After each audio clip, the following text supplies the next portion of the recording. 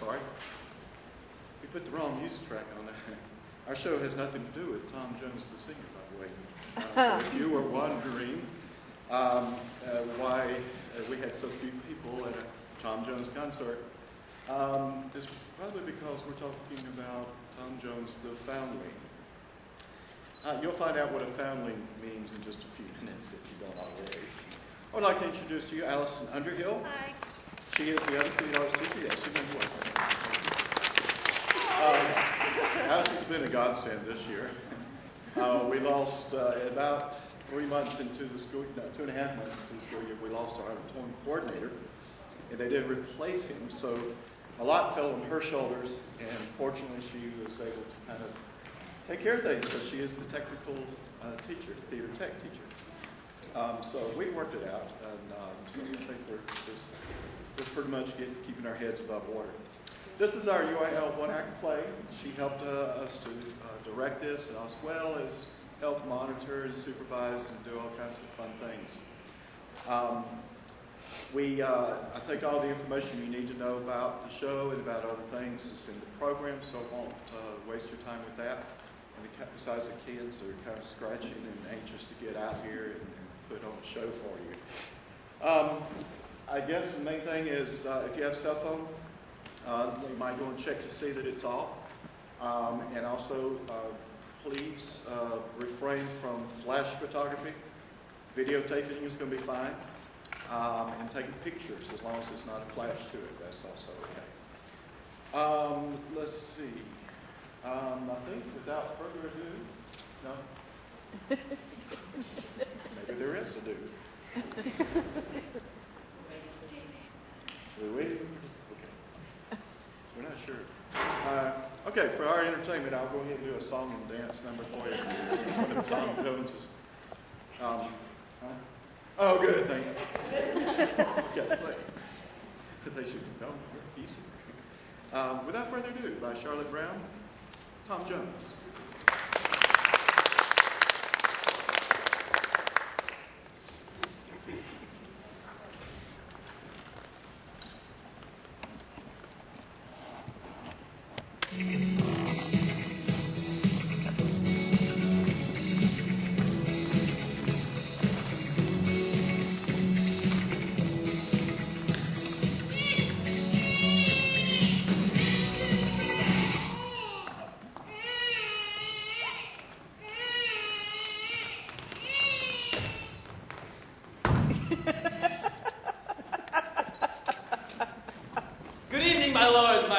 Gentlemen and gentlewomen, tonight we play The History of Tom Jones of Foundling.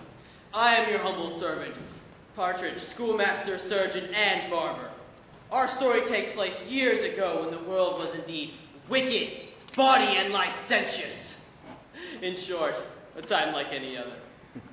Tom Jones, the Foundling, was born, or rather found, in Somersetshire in the home of Squire Allworthy. This is the Squire's sister, Miss Bridget Allworthy.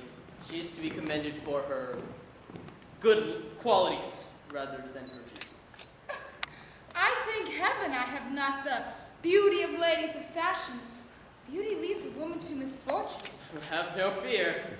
And this is the Squire himself, returned after an absence of some months. I thank heaven for my safe return from London. Welcome home, brother. Oh, thank you, sister. The Squire, exhausted, I am exhausted. retired to his chamber, from which issued a great cry. Merciful heavens! Brother, what's happened? What's happened to the master? In my room, a baby. Oh, a baby. Wherever has it come from? From my pillow. Congratulations! Nonsense! That child is not mine. Of course not, but many honest souls would delight to think so all the same. It must belong to one of the servants. What, sir? One of the younger servants. Who else could have put it in my room? It was Jenny Jones. Jenny Jones! She's been seen walking out with the schoolmaster. Mr. Partridge. That's a lie. The whole village knows it. You've been seen. I was merely teaching her Greek and Latin. What need has a scullery maid for Greek and Latin? Bring Jenny Jones to me. It's true, Jenny is a scullery maid. but she has a good inquiring mind. I'm afraid she's inquired a bit too far. Jenny Jones! Are you the mother of that child? Yes, sir. I brought him to you in hopes that you would give him a good home. But who's the father? I'm under the most solemn vow to conceal his name at this time. I entreat you. Help this unfortunate girl. I will give you enough money with which to leave the county, and as for your child, I shall provide for him in a better manner than you could ever hope to. Oh, sir, you are too good. Too good by half. But for the schoolmaster, have him run out of the county, or I'll have him strung up by the thongs. I was innocent! Innocent! As you shall see. The squire called the baby Jones after Jenny, and Tom after his own whim. Tom Jones. Shortly after I was banished, a certain Captain Blithell became the guest of Squire Allworthy, and soon fell in love with his host sister. He was certainly a gallant captain, as Miss Allworthy was, to put it delicately, not the fairest of her sex. Beauty is only skin deep, and fades as a plucked rose. The deeper qualities, such as money and property, last forever. And so, they were married, and a year later, blessed with a fine, bouncing baby boy. Shortly after, tragedy struck the good captain, who died of epilepsy. Or apoplexy, depending on which doctor you ask. Goodbye, Captain Blithell. But you may go. Remember that no small parts, only small actors. And so the two boys grew to manhood. The fatherless Blithell, a serious, studious boy, soon became the most virtuous man in the county, as he was the first to admit. Sir Francis Bacon, 1561 to 1686, said, "Nobility of birth commonly abateth industry." I have proved him wrong. While the entirely parentless Tom became a cheery fellow, much more at home in the woods and fields than with books. I am a lucky fellow. The whole world is too good to me. Oh, we shall leave such scenes for taste, decorum, and... Ooh, the censor dictate. Fondling. Oh, hi. On the estate next to Squire Allworth lived a Mr. Western, a gentleman much given to horses, hounds, and hunting. Tally-ho. He became a good friend of Tom, who assisted him in a matter concerning poachers. Over there, sir. Bang! Got him! That's the last pheasant that peasant will pluck from my pursuit. Tom was a welcome guest at Mr. Western's table since he had no son. However, he had a lovely daughter, Sophia. A sweet girl. I wouldn't trade it for the best pack of hounds in London. Miss Sophia's mother had long since been dead, so Mr. Western had the occasional assistance in the rearing of his daughter from his sister, Miss Western. I have instructed my niece in the whole long appendage of smiles, ogles, glances, and flirtation with her fan. Zooks! I say a paltry your flirtation with a man. Mr. Western, I think you are a perfect goat. Bah! One day, when young Tom had joined Mr. Western and his daughter for a hunt, Over there! After her! I asked the general playgoers to imagine them all on horseback. Miss Sophia lost control of her horse. Young Tom gave chase, leaped off his horse, laid his horse reared, and... Oh, delicacy forbids that I hear what followed. Oh, Mr. Jones, you saved my life. How could I ever thank you? I am sufficiently repaid. Oh, are you hurt? It's nothing. If I have broken my arm, I consider it a trifle compared with what I feared might happen to you. Broken your arm? Do not concern yourself, madam. I have yet another arm to lead you home. Oh, What? Sophie, are you all right? yes. Mr. Jones saved my life, but he has broken his arm. Saved my girl. Oh, I love you dearly, boy. What, does it hurt? Only when you thank me. Oh, honor. Is not Mr. Jones the most handsome man you have ever met in your life? Certainly the handsomest man without parents, madam. It's true he's base-born, but when he smiles, he seems almost noble. Oh, Tom. Tom. Yes? Oh, Mr. Jones. Your arm? A slight but painful sprain. You'd best sit down. No, no. You would lessen my obligation of having twice risked your life for me. Twice? Can you have forgotten the little bird who sang so sweetly? I remember. In that moment, I loved the bird. and then young Bliffle set it free. It flew to a topmost branch beside the brook. You climbed the tree and retrieved my little bird. And then the branch broke and you fell into the stream. My only sorrow is that the water was not deeper, that I might have given my life to you. Oh, no. Miss Weston, can you desire me to live? Yes, yes, with all my heart. I fear I've said too much. Too much, too little, and too well. Mr. Jones, they called for you. Squire Allworthy has taken ill. I must go. The news of Squire Allworthy's illness shook all thoughts of love from Tom's head. He hurried home to hear the squire speak of his wills and provisions for his heirs, not all of whom were satisfied with their legacies. True, I am to receive most of my uncle's estate, but I don't understand why my mother needs £500 a year. What further unhappy news?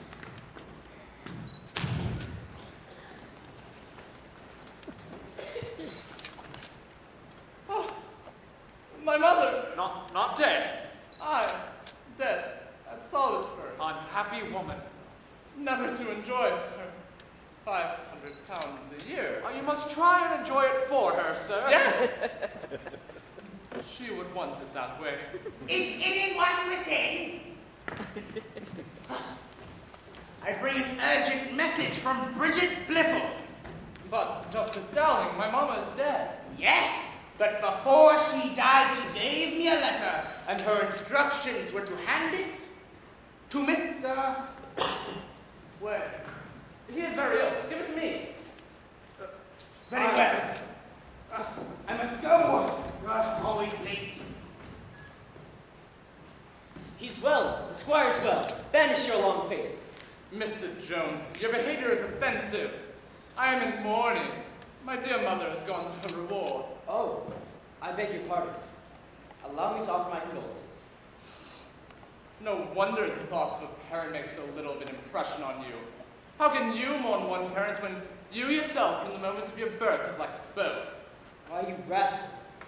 Do you refuse my hand and insult me with the misfortune of my birth? Insult you, sir? I merely call you what you are, Careful. a foundling. That's all. You call me a foundling, sir? Hit him, cut him on the muscler! Mr. Western, Miss Western, and Miss Sophia. We have come to inquire after the squire. Oh, jolly good fun. £5 on Joe. Who's winning? Help me! Help me! Come now, you fool! What's my niece? My niece is dead! Miss Western. Oh, he's out. Good show. She was too emotional for one so young. Tom! Tom! He saved her. Jones has saved my Sophie. That's twice in one day. It was nothing. Zounds, you are a good bat. Preserve her, my Sophie. My arm. Miss Western.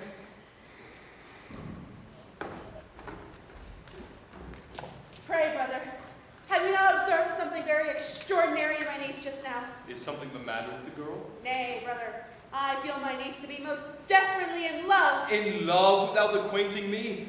I'll disinherit her. I'll turn out the doors naked without a birthday. But surely you will not disown her without knowing if you approve of her choice. No, if she loves the man who I want her to, she may love whom she pleases. Spoken like a sensible man. But who is this man? Bliffle. Bliffle? Bliffle.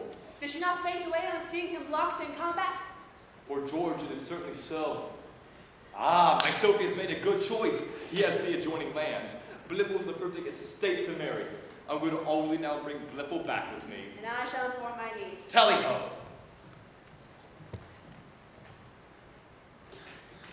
In a word, niece, I know you're in love. Nay, I admit, I know none with such perfections. So brave, And yet so gentle. so witty, And yet so inoffensive. so humane, so civil, so handsome. Yes, yes. True, true. What does it signify that he is base-born? Baseborn. Baseborn? What do you mean calling Mr. Bliffle baseborn? Mr. Bliffle? Yes, Bliffle. Of whom else have we been talking? Of Mr. Jones, I thought. Mr. Jones! Oh, heavens, your father will probably send the dogs on you! I beseech you not to tell Mr. Western, because to be Mrs. Bliffle is to be the unhappiest woman alive. Our good neighbor, Mr. Weston, has offered you his daughter Sophia in marriage, and I have, of course, accepted. But uncle, I'm too young to marry and too recently bereaved. Oh, nonsense. It'll make a man of you. But My Sophia is as pretty as a nesting. But she plays and sings with a true voice. But Oh, she writes near as good as a man. But She is very, very rich. I shall in all things do what will bring me pleasure, uncle. I'll tell my niece it's ready. Oh, come, my girl.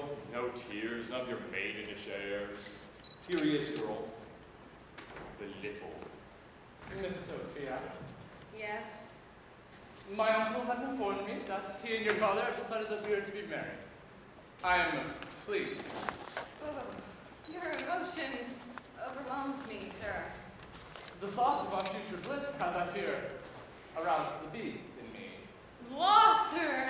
You are forward. You shock me. I merely wish to express my joy at the merging, if I may so put it, of our souls and our estates. You take too many liberties, sir. I beg your pardon. Leave me now, lest the passion I feel should begin to overcome me. Passion. To me? Let us just say passion. Leave now. Your servant, madam. Well, She's mad about me. Sophie, ask what you will. I have no force but to make you happy. No. I cannot live with Mr. Bliffle. Not live with Bliffle? Then die, and a pox on you! I hate and detest him. No matter how much you hate and detest him, you will have him all very starving into the streets.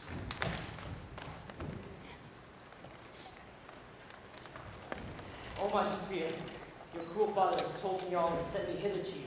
Send you to me? To plead with you for my odious rival Blithel. Promise me you will never marry her. Never. And add that I may hope. Fly from me forever and avoid your own destruction. I fear no destruction for the loss of my Sophia. You have left my niece alone with Jones? Oh, you country updish Jones she loves! Jones, I'll have his heart. Sophia, you scoundrel, I will have satisfaction of you. Oh, what is all this row? My doctor says that I must have rest. A nasty piece of work. My daughter's fallen in love with your foundling. Good heavens! That foundling, though I managed to conceal the fact from you, dear uncle, is the worst man in the world. You lie. Has he done less than I already know? Tell me, I command you. Wild horses will not drag his evil deeds from me. But I must obey you in all things, dear uncle. Well, spit it out. What's he done? Well, beyond his poaching, and beyond his eyeing of the wenches in the village. Wench I never. I loved but one. This very day, when you, dear uncle, lay at death's door, he fell into a violent passion and struck me. You struck him? Yes, but Of course, I forgave him, for I've always loved him like a brother. But it grieves me to say that he is a lying wretch. you lie.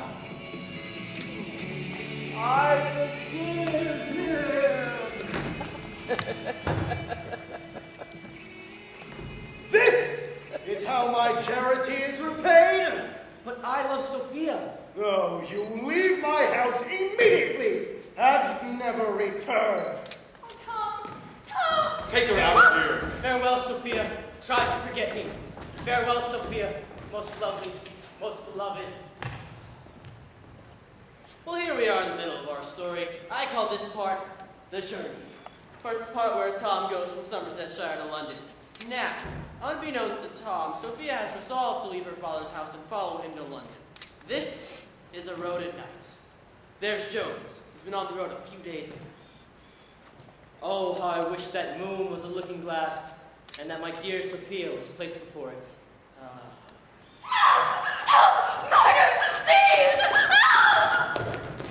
You money of your life. Sir, I have no money, and heaven knows a wretched life. Help! Excuse me, madam, but is this man annoying you? Yes, most assuredly. May I be of service? Please. Hold you, rascal! That's not fair. You had a stick. You had a pistol. Yeah, it's mine. Give it back. I shall waste no time with you. Quick justice is required. Aha! That varlet will teach you not to meddle with the Black Shadow. And now, madam, your money, your... Stand, sir, or I'll fire. Put that thing down. Women are dangerous with firearms. I shall count to 3 and fire. No, you're supposed to be a defenseless woman who will easily surrender her jewels. 1. I did everything my master taught me. I hid behind the tree and stopped your horse. 2. True, it's my first job, but it's the best of princesses. 3. Ah! Oh, gentle sir, you have saved me. It was nothing. I'm afraid that knaves cracked your head. I'll bind it for you till we can find a surgeon. You'll ruin your dress. It was ruined already. Love, you must think of me dressed this way. I can hardly believe, madam, that anyone could look more lovely than you do now. You are a gentleman. But is there anywhere that I can escort you that you may find a gown? I believe there's an inn at Upton just over this hill. If you will permit me. La, sir, how gallant you are.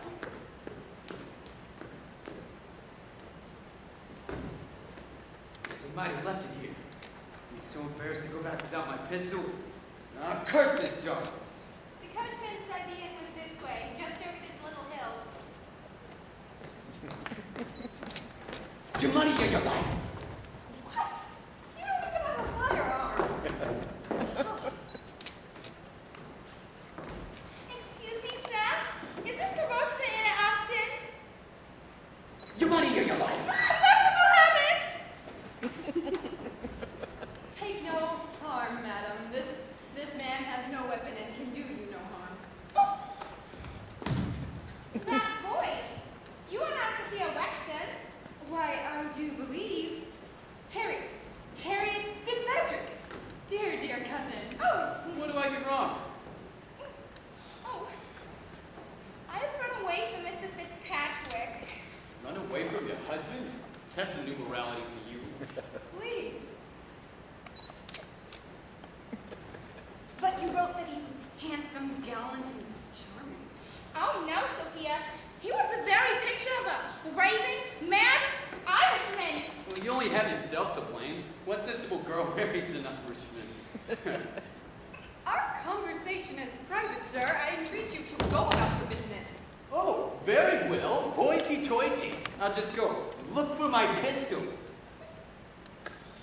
Oh, I have reason to believe he's following me. Oh, no. You can accompany me to the inn at Upton, and we shall make a plan.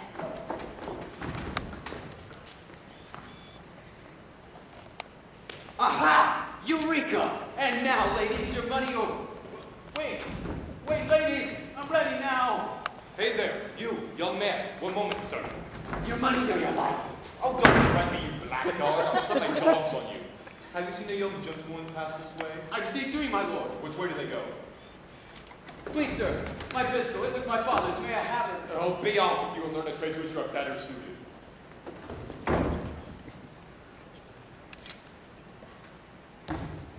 Once more. I'll try once more.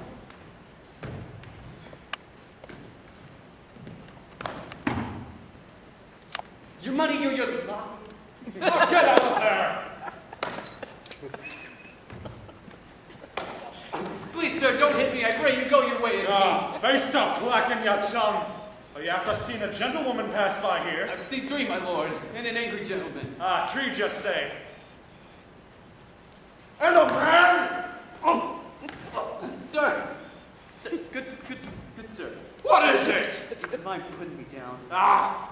To the devil with you! Was ever a man so unlucky? After years of study to learn I'm unsuited for my trade. Perhaps I should have been a constable. I'm better at directing traffic than I am at robbery. The inn at Upton and its gracious landlady, Mrs. Whitefield. As my late husband used to say, I may put all the good I've ever got by being a landlady. And put it in my eye and never see the worst for it. Hey there, my lady. Mrs. Waters and I require 2 chambers in the Vice D. The madam has been in an accident, which is the purpose of dress if you have one to spare. We will pay well. 2 chambers, some supper, and a dress. But first, I beg you, is there a surgeon in the neighborhood? This gentleman has been interested in sending me. Best surgeon in the kingdom to watch him draw blood as poetry.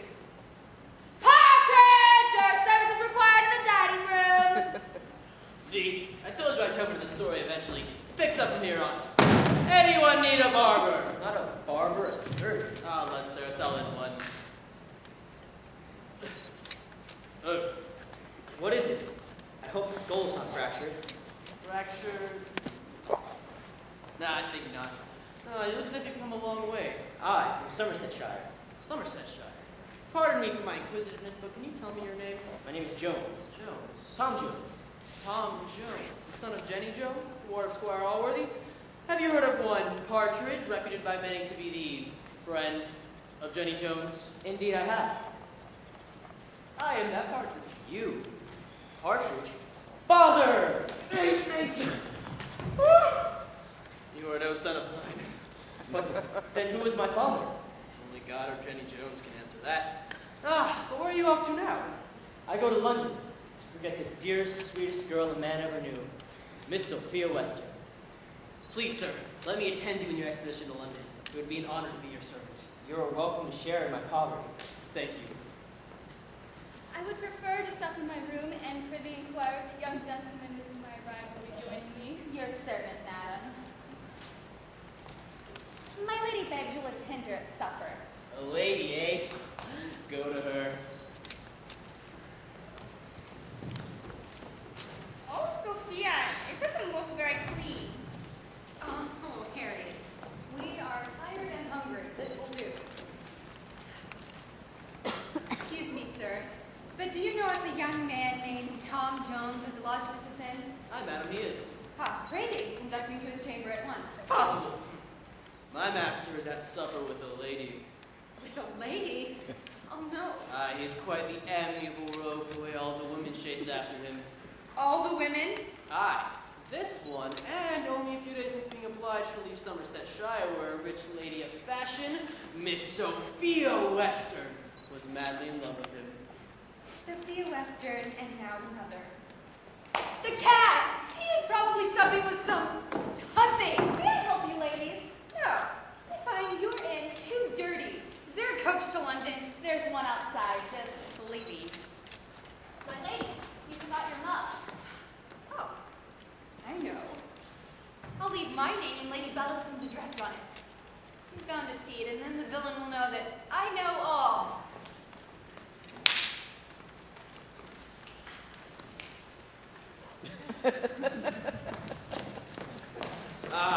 Most excellent. I had no food since morning. I suppose all that food gives you that strong muscular figure. A man must eat to keep up his strength. Indeed, our words are very strong. But is there nothing that you wish? I wish you would wet your fingers.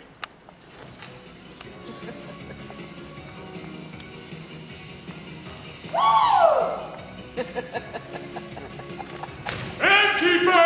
Oh, innkeeper! Your pleasure, my lord. Sure, I'm looking for a woman. Sir. For me wife. No lady has arrived recently, unless it's that creature in the first room. Oh, faithless wife, prepare to meet your maker! Help! We're hungry! Help! How dare you, sir? This is not your wife. Do you insult me, sir? Look at the lady. Sure, just not my wife at all. Indeed, sir, you're quite mad. Come, sir, this is a respectable home. I will have no brawling. You will apologize to this lady at once. Never, and I must deny myself the pleasure of killing you until I found me wife.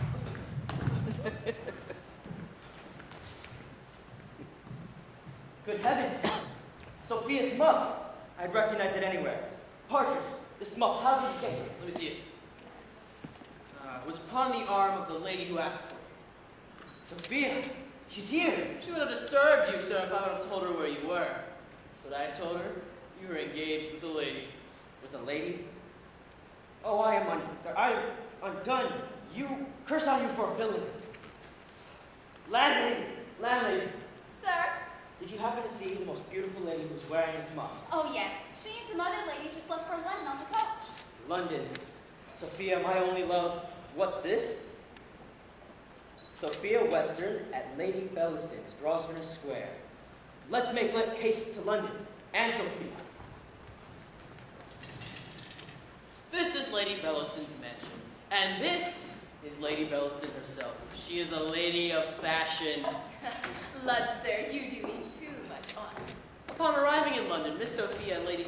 Fitzpatrick immediately waited upon Lady Bellaston. They told her of the perils of their journey, and Lady Bellaston was properly horrified. La! Sophia retired at once, exhausted, to her chamber, while Mrs. Fitzpatrick told Lady Bellaston of Sophia's love for the unfaithful Mr. Jones. He sounds a disgusting brute. Sophia must be protected from him. And soon, Jones arrived at Lady Bellaston's to return Sophia's muff, supposedly, but instead met a very interested Lady Bellaston.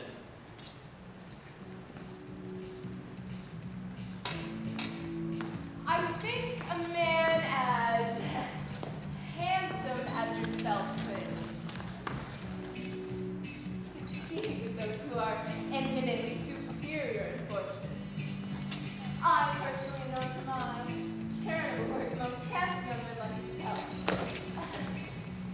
I beg of you to visit me again. Soon. It would be sinful to be smart Sophia. It shows again, you can't leave a country boy alone in the city. Oh, what are you doing here? Sophia, I brought you your muff. Oh, you found it. I wonder where I could have dropped it.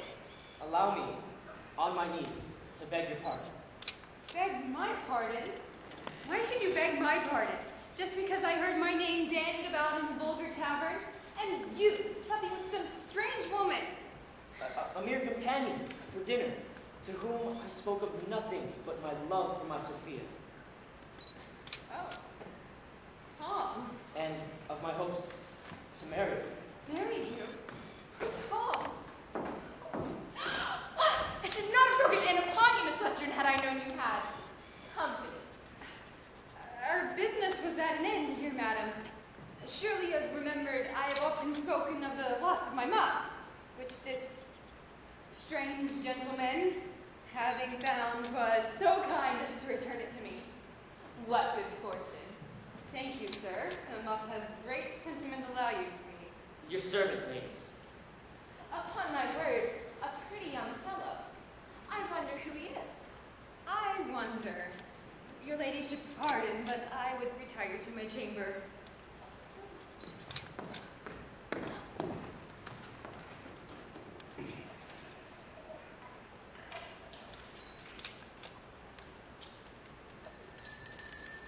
You rang, madam? I've written Miss Western the whereabouts of her niece.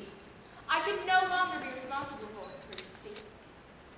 What betrayal! She doesn't care a farthing for Miss Sophia's safety, her only interest in my unfortunate master. Well, not long after an open dispatch from Mr. Western was at Lady Bellaston's. Where's my daughter? Where is she? Second door to the right. Daughter! Daughter! I demand instant obedience. Brother, I beg you mitigate your wrath. There, my lady cousin, says the most undutiful, defiant child in the world. Sophia. All worthy and blissful come to London. I have sent them word to meet us at your arms. I won't see him. I say you will, and you will. Never, never, never. Brother, I protest. A woman must be led, not whipped. That's not women, that's donkeys. Charming visit.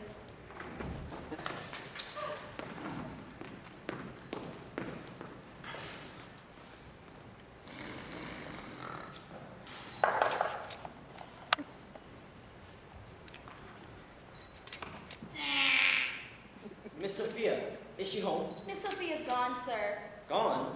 Gone where? I'm sure I don't know. Oh, I am ruined. Sir! Aye, madam? You are Tom Jones, I believe. I have that misfortune. Oh, I must not be seen. But Sophia has been spirited away. Indeed, madam, I know. But to where? She's being kept in her aunt's house in Jermyn Street. Oh, thank you. Blessings on you for a saint.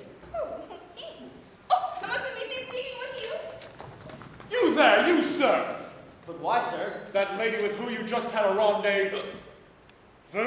Yes. That was no lady. You won't believe this. That was me wife!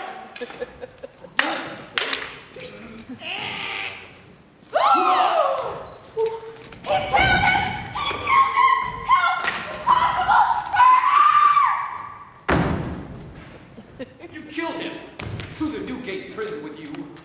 Oh, it was terrible. My poor master, attacked by that wild, jealous Irishman. Oh, my master to the jail. Terrible place. I'm on my way now to the trial to save my poor, innocent master.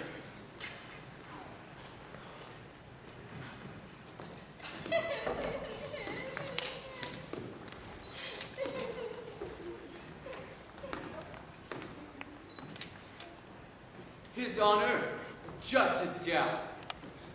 All right. Let's get this trial over with. I haven't much time. There's another murderer waiting outside. This man, Tom Jones, stands accused of murdering one Mr. Fitzpatrick. Murdered Fitzpatrick, eh? Very well. I rule shall hang at sundown. Wait! Don't you want to hear any witnesses? If you insist. That always takes so much time. What witnesses are there? Aye, sir. I saw the whole thing. Miss Fitzpatrick fell upon Mr. Jones with no warning. My master only defended himself. That's not true. I saw this villain Jones set upon that poor man with no provocation and run him through. Oh, yes? Well, I have heard the evidence, and now I rule Tom Jones shall hang at sundown. Not fair, not fair. Of course it's fair. If he killed the man, then he must be punished. Aren't you Squire Allworthy of Somersetshire? Yes? I thought so. The last time I visited you, you were sick. How do you want this boy to hang?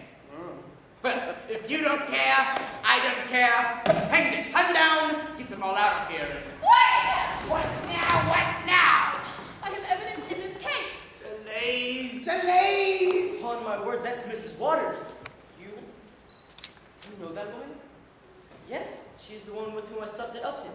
Dear heaven. Don't you know who she is? You're Jenny Jones! I'm Mrs. Waters now. You're Jenny Jones? Mother! Order! Is this a murder trial or a family reunion? Neither, sir. He has not committed murder, nor am I his mother. Not my mother.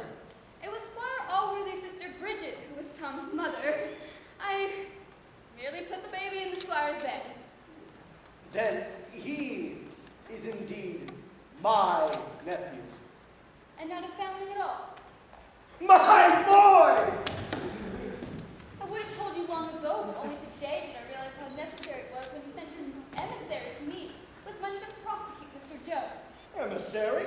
I sent no emissary. What did this man look like? It was he!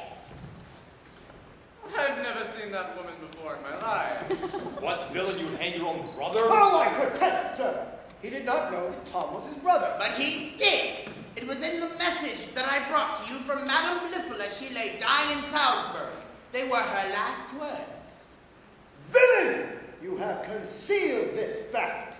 But, Uncle, it must have slipped my mind. Oh, quit my sight, and let me never hear your name again. But there is still the question of the murder for which I have already passed sentence. My lord, have you seen the corpse? No! No, that is always so unpleasant. Then a moment more of your time, please. My lord, Mr. Fitzpatrick! Oh, my husband! Me gentle, Harriet. I'll mend me ways if you'll have me back. Oh, Fitzpatrick! Touching case dismissed! Now that you are my own heir, I cannot imagine that Mr. Western will have any objections to a match between you and Miss Sophia. Oh, I've always loved the boy. To her, Tom. Go to her. Sophia! And can you marry them? If they make haste, I have hours behind in my calendar. And so you see is a happy story where the lovers end united. Then I now pronounce you man and wife. So good night, my lords, my ladies, and all gentle folk.